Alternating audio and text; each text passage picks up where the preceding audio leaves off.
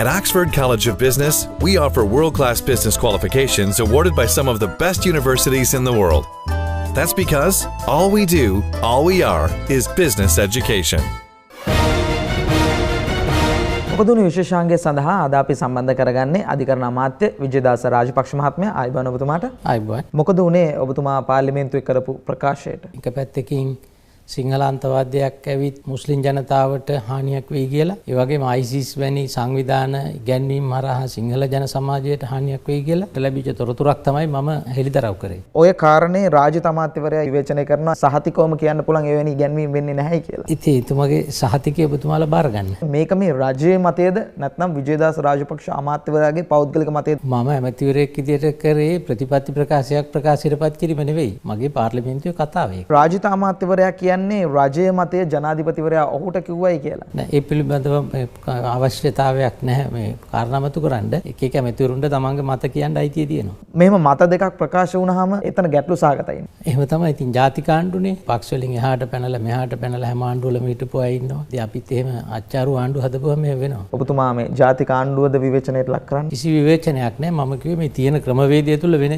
හැටි තමයි ඒ කිව්වේ. ආණ්ඩුවක විවිධ ප්‍රකාශ විවිධ අමාත්‍යවරු කරද්දී කවුද ඇත්ත කියන්නේ කියලා ජනතාවට හිතෙන්න පුළුවන්. ජනතාවට බුද්ධිය තියෙනවා අවබෝධ කරගන්න කවුද ඇත්ත කියන්නේ කවුද බොරු කියන්නේ කියලා. මේ වාර්තාවන් ඔබතුමා ඉදිරිපත් කරන්නේ හිටපු ආරක්ෂක ලේකම්වරයා කියපු තොරතුරු අනුව කියලා මාධ්‍ය වාර්තා කළා තිබා. ඉතින් වෙබ් අඩවි මත කරුණු ඉදිරිපත් කරන්න තරම් මම පල්ලෙහාට එන්න උවමනාවක් නැහැ. ඔබතුමා ප්‍රකාශයක් සිදු කරා එක්තරා වෙබ් අඩවියක මාධ්‍යවේදියෙකු අත්අඩංගුවට ගන්න ඕන කියලා. ඇයි මාධ්‍යවේදියෙක් ගැන කතා කරේ නැහැ. මම කිව්වේ මේ මාධ්‍යවේදී වේශයෙන් පෙනී සිටින පුලන්නෙක් ගැන කිව්වේ. ඔබතුමා දන්නවා කියලා කිව්වා මේ වෙබ් අඩවි වලට කවුද සල්ලි දෙන්නේ කියලා.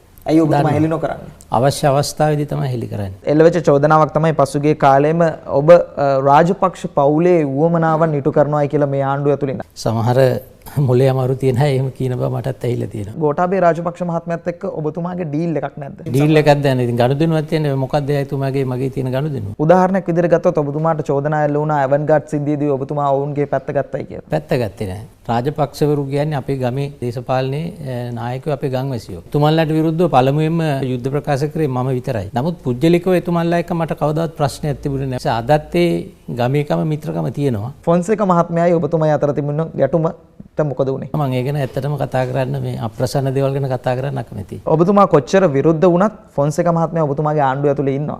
එකට වැඩ කරන්න පුළුවන් දෙයක්. කිසි ගැටලුවක් නැහැ. ඔය කරගෙන යන්නේ අපූර්වට. ඔබතුමා මේ සිද්ධි දාමයත් එක්ක ආණ්ඩුව ඇතුලේ කොන් වෙලා නෙමෙයි දින්නේ. කොන් වෙලා තියෙනවා නම් මම කොහොමද මගේ වැඩ කටයුතු කරගෙන යන්නේ ඊටමත් ප්‍රසිද්ධිය සහ ප්‍රබල ලෙස.